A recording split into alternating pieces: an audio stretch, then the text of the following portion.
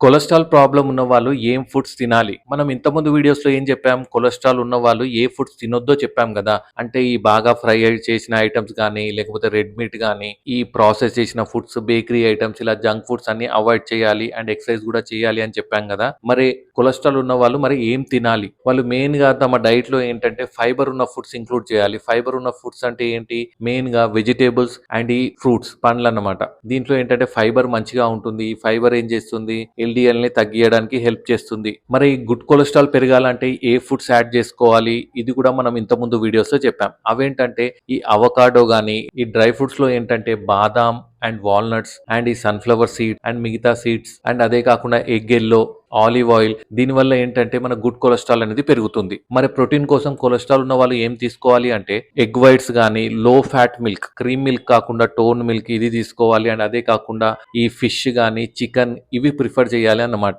అంతేగాని ఈ రెడ్ మీట్‌లో ఈ మటన్ ఇవి తీసుకోకూడదు. దానివల్ల కొలెస్ట్రాల్ అనేది ఎక్కువగా పెరుగుతుంది. ఇంకా మిగతా ప్రోటీన్స్‌కొస్తే పప్పులు కూడా తీసుకోవచ్చన్నమాట. దీనివల్ల కొలెస్ట్రాల్ కూడా పెరగదు. అర్థమైంది గదా! మీకు కూడా ఇలాంటి డౌట్స్ ఏమైనా ఉంటే కింద కామెంట్ చేయండి. Thank you.